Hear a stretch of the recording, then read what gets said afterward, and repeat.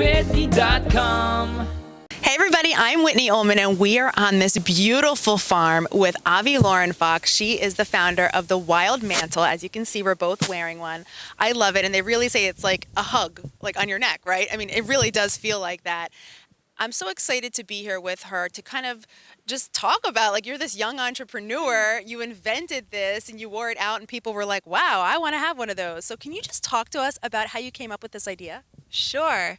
So, a hooded scarf is a really old technology. They were called mantles in ancient times, and they were these big cloaks that you would wear out into the world that represented what you were doing, your roles and responsibilities, what mantles you carried. And I actually ended up just making a hooded scarf out of some cashmere and wool old sweaters because I wanted one. I had seen, a friend had one that their grandmother had made, but there was nowhere you could buy them. Yeah. And so I made it and I wore it out and people were like stopping me on the street. It was pretty cool. Yeah.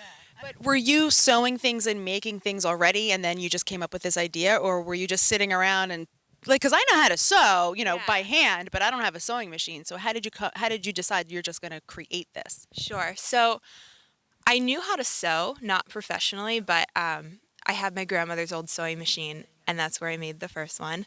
And I still have it. It's, it's pretty cool.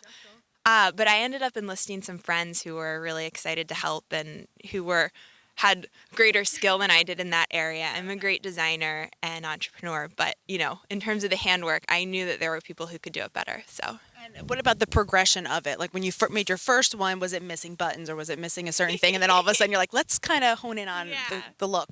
Well, I never thought anything would happen, so I didn't even match the thread on the first one to the color of the fabric.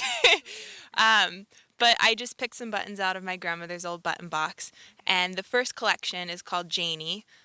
Janie, the name came about because someone was like, you should call them a dickie because they had, like yours has the buttons, like those false shirt fronts, and I was like, I'm not calling it a dickie. But it reminded me of that storybook Dick and Jane, and so we decided to call them Janies. Oh, smart. So we did a Janie collection in honor of the first one that was made completely out of upcycled sweaters. And so those are on our website today. We have a few of them left. And we're probably going to retire that collection because now we're really excited about these, which are made out of 100% superfine Peruvian alpaca. Ooh. And they're lined with this super soft natural fur that's actually organic cotton, hemp, and recycled bottle caps, which is really fun. And they also come lined in fleece. Oh my gosh. So are you going and picking out these fabrics like you're traveling to do that? Like, how do you pick out the fabrics? You go online and go, oh, I'd like that. It's made out of recycled bottle caps. No, I like to feel things. Yeah. I work with a wonderful knitting mill in Colorado that's actually a B Corporation, and it's run by artisans. And so I have a great partnership with them, and they help source all of the finest materials from around the world. Wow. And so basically anybody can order this from you from around the world. How has your business grown since you launched?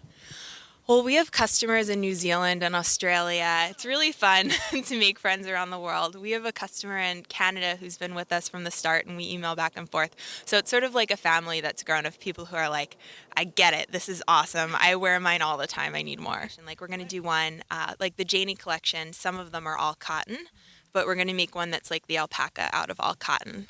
Now, can you have the Whitney collection and kind of bling it out a little bit, Yeah, totally. 2017. There you go. I like that. That's really cool. Well, I really want to make one. I have this idea of making one for Beyonce that's like a golden color with bumblebee buttons, which I think would be really cool. And then Beyonce, she's making that for you. It's on my to-do list. Cool. Any celebrities order from you? Yeah, I actually grew up with Kat Dennings. Before she was Kat Dennings, we were homeschooled together. And so she's worn them, and she's Instagrammed before about it, and so supportive. It's been great to have her on my team. That is so cool. Avi at wildmantle.com, and that's the website, wildmantle.com, and it is very cozy. I'm like not cold sitting here. It's freezing out. I was just thinking, when we came out here, we said it's kind of cold, but it's so beautiful outside. But now that we're sitting here, I feel very warm. This is so nice. I love it. Beautiful farm here in Pennsylvania. Is there anything else that you would want people to know about you? Something like a fun fact? A fun fact. Well, I'm obsessed with alpacas. That's why I picked this. They're really cool. They're actually camelids, so they're camels are their ancestors, and they're the world's oldest domesticated livestock. And the fiber actually, it's super soft, and like people who are normally allergic to wool can wear alpaca because it doesn't contain lanolin, which is what makes it itchy. So yeah, I guess I'm pretty obsessed with alpacas, and I want to have an alpaca farm someday. It's on the to-do list. Well, you will. That means we have to buy a lot of Wild Mantle so she could have this alpaca farm. Well, thank you so much, Avi. We really appreciate you being here. And you have to check out wildmantle.com, and you can always email her at avi@wildmantle.com. I'm Whitney Ullman. Make sure to follow me at GoToWhitney. Bye, everybody. Bye.